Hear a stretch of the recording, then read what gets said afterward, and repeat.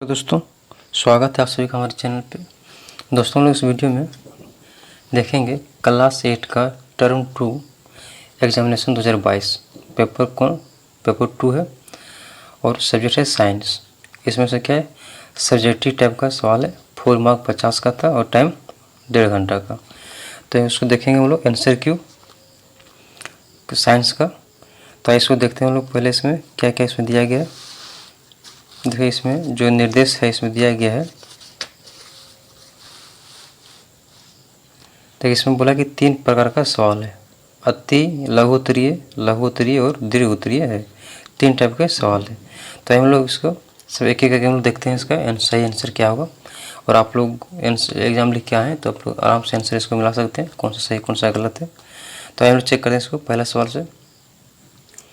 ये जो पहला सवाल है, क्या पहला है अति लघु उत्तरीय प्रश्न है, very short answer type question. सवाल 1 से लेकर 7 तक कहीं 5 को उत्तर देना है। सवाल इसमें कितना 7 है, लेकिन देना कितना 5 सवाल का जवाब देना है। तो आइए देखते हैं पहला सवाल। पहला इसमें बोला है कि सल्फ्यूरिक अम्ल का रासायनिक सूत्र लिखें। तो क्या होगा H2SO4। दूसरा सवाल देखते हैं। दूसरा सवाल इसमें बोला है कि पटाखों में किस धातु का उपयोग किया जाता है। तो पोटासियम नाइट्रेट और गंधक, जिसको हम लोग सल्फर ही बोलते हैं।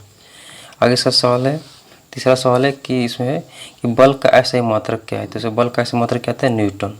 बल का ऐसा मात्रक क्या होता है, न्यूटन होता है। आइए देखते हैं इसका अगला सवाल है कि प्रथम पूर्ण संश्लेषित रेशा का नाम लिखना है। तो कौन सा हो जाएगा, नायलॉन। इसका 5वां सवाल है कि सौरमंडल का सबसे बड़ा ग्रह कौन सा है। तो बृहस्पति, जुपिटर।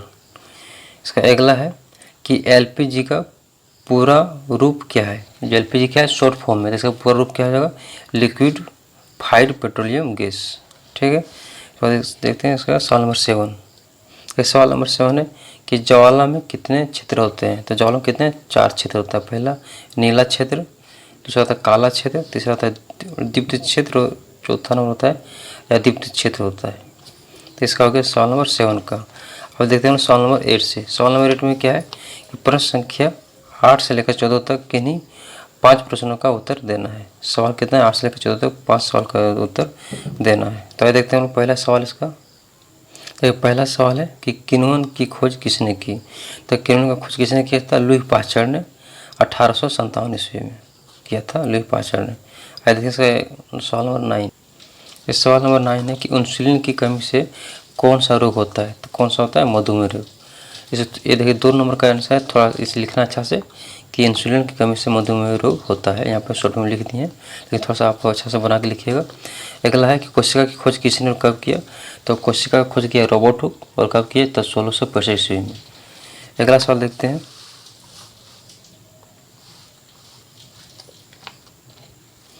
इसका अगला है कि कोई एक उपाय बताइए जिससे हम कागज़ का पुनः उपयोग कर सकते हैं। तो इसका आंसर क्या था कि कागज़ का 5-7 बार तक पुनः चक्रण करके किया जा सकता है। कि एक हम कागज़ को क्या करेंगे, 5-7 बार उसको पुनः चक्रण, उसको फिर से उपयोग कर सकते हैं। तो इस तरह से उसको हम लोग उपयोग कर सकते हैं। इसका अगला है सवाल है नंबर 12 है कि वनोन्मूलन का 2 कारण लिखें। कि वनोन्मूलन का मतलब होता है कि जंगल का कटाई, कि जंगल का जो कटाई हो रहा है, जब विनाश हो रहा है, इसका कारण क्या है। 2 कारण। पहला देखिए कि ईंधन के लिए लकड़ी के लोग जलावन के लिए जो लकड़ी उसको लोग जंगल, उसके कारण जंगल काट देते हैं। दूसरा है कि कृषि भूमि के लिए, खेती करने के लिए जब ज़मीन है तो उसको जंगल काट के उसके कृषि लायक ज़मीन बनाने के लिए किया जाता है। और तीसरा क्या है कि जंगल में आग एवं भीषण सूखा के कारण, अगर जंगल में आग लग जाता है, सूखा जाता है, उसके कारण भी पौधे क्या थे, मर जाते हैं गर्मी से, और जल के खत्म हो जाता है। तो इससे भी जंगल का क्या था, उन्मूलन हो जाता है। इसका इससे कितना पूछा, 2 कारण। तो उसमें 3 है, तो कोई इसमें 2 आप लिख सकते हैं। आइए देखते हैं सवाल नंबर 13। ये सवाल नंबर 13 है कि जीवाणु के द्वारा होने वाले 2 बीमारियों के नाम लिखें। तो पहला कौन सा, क्षय रोग, हैजा और टाइफाइड। 3 में है, इसमें 2 लिखना है। कौन कौन है, क्षय रोग, हैजा और टाइफाइड। ये किसके द्वारा, तो जीवाणु के द्वारा होता है। इसके बाद है अगला है सवाल नंबर 14 कि दूध से दही बनने में किस सूक्ष्मजीव का उपयोग किया जाता है। तो इसमें होता है लैक्टोबैसिलस जीवाणु का होता है उपयोग। देखिए अब हम लोग देखेंगे कौन सा, लघु उत्तरीय प्रश्न, शॉर्ट आंसर टाइप क्वेश्चन। उत्तर क्या था, लघु उत्तरीय। अति लघु होती है, क्या लघु, इसमें इसको क्या थोड़ा सा बड़ा आंसर लिखना है। प्रश्न संख्या 15 से 17 तक में किन्हीं 2 प्रश्नों का उत्तर देना है। इसमें 3 सवाल है, 15, 16, 17, लेकिन लिखना कितना है, 2 सवाल का आंसर देना है। पहला सवाल है कि धातु के 2 भौतिक एवं 2 रासायनिक गुण लिखें, है ना, चाहे वर्णन करें। ये धातु का 2 लिखना है भौतिक गुण और लिखना है 2 रासायनिक गुण। तो आइए हम लिखते हैं इसका। देखिए धातु का है, पहले इधर भौतिक गुण है, इधर रासायनिक गुण। तो पहला क्या है कि धातु विद्युत एवं ऊष्मा की सुचालक होती है, ठीक है। चाहे इसको अलग अलग भी लिख सकते थे कि धातु विद्युत का सुचालक होता है और ऊष्मा का भी, तो दोनों की धातुएं विद्युत एवं ऊष्मा का सुचालक या चालक होती है।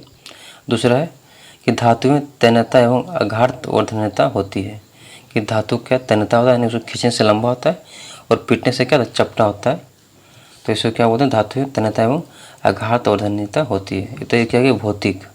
और देखते हैं हम उसका रासायनिक गुण। तो धातुएं ऑक्सीजन से अभिक्रिया करके धातु ऑक्साइड बनाती है। ये धातुएं ऑक्सीजन से अभिक्रिया करके क्या बनाता है, धातु ऑक्साइड बनाता है, पहला गुण। दूसरा सा गुण है कि धातुएं जल से अभिक्रिया करके धातु ऑक्साइड बनाती है एवं हाइड्रोजन गैस मुक्त करती है।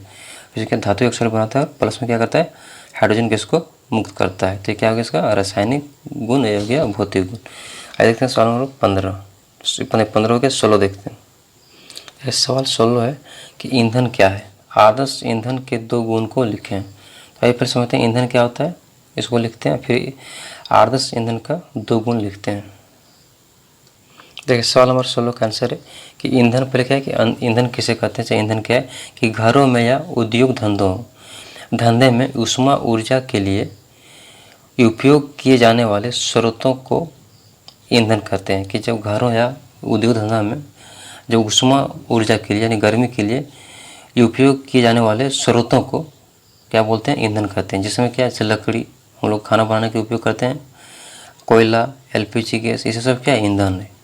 इसके बाद अगला क्या था कि आदर्श ईंधन का गुण को लिखना है। तो कितना 2 गुण पूरा। तो पहला गुण क्या होगा कि जो अधिकतम ऊष्मा उत्पन्न करे, पहला गुण। दूसरा है कि जो सस्ता और आसानी से उपलब्ध हो सके, तो इसका 2 गुण हो गया, ठीक है आदर्श। आइए देखते हैं सवाल नंबर अगला इसका। तो इसका अगला सवाल 17 है कि आप कैसे दर्शाएंगे कि श्वेत प्रकाश 7 रंगों का संमिश्रण है, ठीक है। इसमें दिखाया कि कैसे बताएंगे कि जो श्वेत प्रकाश रंग है उसमें 7 रंग का होता है। तो आइए इसको हम देखते हैं, किताब से इसका आंसर हम लोग देखते हैं। देखिए इसका जो सवाल है कहाँ से दिया गया, क्रियाकलाप 8 से दिया गया। तो इसका आंसर ये हम लोग लिख सकते हैं कि इंद्र धनुष वायुमंडल में अवस्थित पानी की नन्ही बूंदों द्वारा सूर्य के प्रकाश के विक्षेपण के कारण होता है। और इंद्र धनुष का बनना यह बताता है कि सूर्य का प्रकाश 7 रंगों में मिश्रण है। तो यहाँ से हम इसको लिख सकते हैं कि जो इंद्रधनुष जो बनता है तो उसी से पता चलता है, उसी से यह बताता है कि जो सूर्य का जो प्रकाश है वह 7 रंगों का क्या है, मिश्रण है। तो इसका आंसर हम लोग यहाँ से लिख सकते हैं। या फिर यहाँ जो क्रियाकलाप इसको भी लिख सकते हैं कि वो कांच का प्रिज्म लेना है, उसे मेज पर रख के इस प्रकार रखिए कि पीछे का भाग अंधेरा हो और एक सफ़ेद भाग गाते प्रिज्म के पीछे रखिए। अब प्रिज्म के अग्रभाग से प्रिज्म पर सूर्य की प्रकाश पड़ने दीजिए। इसको जब पड़ेगा तो उसका सभी रंग क्या दिखाई दे देता है 7 रंग से। तो इस यहाँ से भी इसका आंसर लिख सकते हैं। तो आइए देखते हैं इसका अगला सवाल। देखिए आपको कहते हैं प्रश्न संख्या है 18 से 22 तक के इन्हीं 3 प्रश्नों का उत्तर देना है। चलिए देखते हैं इसका सवाल नंबर 18 क्या है। बोला कि एडमस एप्पल क्या है, अब एप्पल क्या है, ठीक है। तो इसको क्या है ध्यान लिखे हैं इसका आंसर कि औनारंभ के समय लड़कों एवं लड़कियों के सौर यंत्र में वृद्धि होने के कारण गले ह्यूमन इम्यूनो डिफिशियंसी वायरस। अगला है सवाल कि वैश्विक उष्णता क्या है। अब वैश्विक उष्णता के लिए कौन सी गैस जिम्मेवार है। तो इसका आंसर में लिखे हुए कि दिन प्रतिदिन पृथ्वी के तापमान में वृद्धि को वैश्विक उष्णता कहलाता है या कहते हैं। और वैश्विक उष्णता का सबसे प्रमुख कारण है CO2 गैस यानी कार्बन डाइऑक्साइड गैस है। एक क्या हो गया सवाल नंबर 22 का। आइए देखते हैं सवाल नंबर इसका 23। सवाल नंबर 23 है कि विद्युत लेपन दर्शाने वाले सरल परिपथ का नाम की आरेख बनाई, यानी उसको क्या करना, उसका चित्र बनाना है, उसके बाद उसका सब दर्शाना भी। तो आइए देखते हैं इसको, हम लोग किताब से देखते हैं। देखिए इसमें से एला देना है, देखो है चित्र 4.9, इसमें विद्युत लेपन दर्शाता है सरल परिपथ। तो इसी को फिर को ड्रॉ करना है और सब जो इसमें है इसमें सबका दिखा देना है। ये तांबा का प्लेट है, तांबा का प्लेट है, ये क्या विलयन कॉपर सल्फेट है, इसमें कॉपर सल्फेट का विलयन है ये। इसका यहाँ पर क्या है, वीकर है, यहाँ पे सेल लगा हुआ है। तो इसी तरह इसको ड्रॉ करके इसको दिखा देना है, तो हो जाएगा इसका आंसर। आइए देखते हैं सवाल नंबर अगला। तो सवाल नंबर 24 जो लास्ट सवाल है, इसमें बोला है कि पादप एवं जंतु कोशिका में अंतर लिखना है, कि पादप कोशिका और जंतु कोशिका में अंतर बताना है कि दोनों में अंतर क्या है। तो आइए इसको लिखते हैं हम लोग। देखिए यहाँ पर हम लिखें अंतर है जंतु कोशिका और पौध कोशिका है, ठीक है। तो पहले देखते हैं जंतु कोशिका, इसमें कोशिका झिल्ली होती है, तो इसमें कोशिका भित्ति होती है, ठीक है। पौध कोशिका में क्या होता है, कोशिका भित्ति होता है, और जंतु कोशिका में कोशिका झिल्ली होता है। इसमें केंद्रक मध्य में होता है, जो जंतु कोशिका होता है वह केंद्रक कहाँ होता है, मध्य में।